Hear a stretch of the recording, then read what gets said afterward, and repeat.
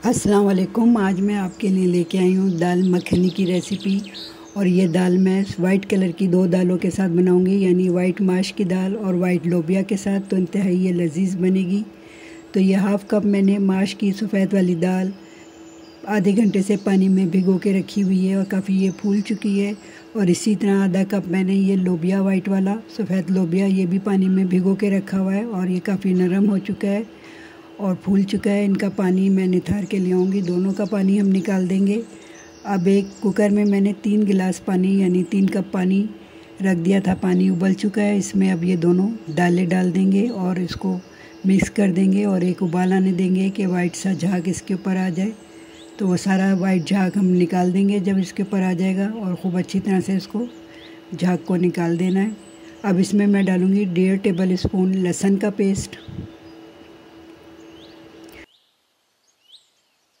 1.5 table spoon इसमें डालूँगी अदरक का पेस्ट और 1.5 टेबल स्पून हरी मिर्चों का पेस्ट और 4 से 5 टेबल स्पून इसमें प्याज का पेस्ट यानी ऑनियन पेस्ट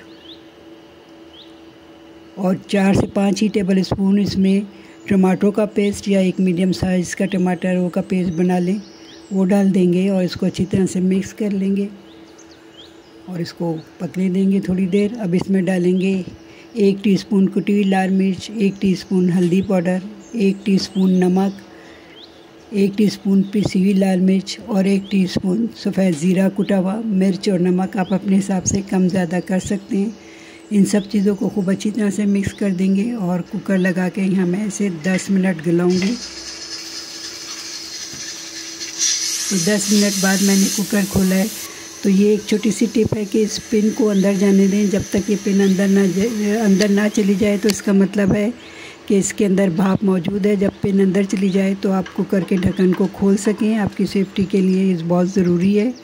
तो अब सारी दाल को मैंने एक दूसरे बर्तन में शिफ्ट कर लिया है। अब इसमें थोड़ा सा पानी है और इसे थोड़ा सा हमने घोटना भी है।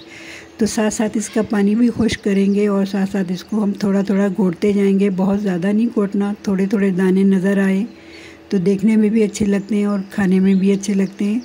तो बस इस तरह से इसको घोट के मैंने तैयार कर लिया है। तो ये रेडी है। अब इसमें मैं डालूँगी 1.5 टेबल स्पून मक्खन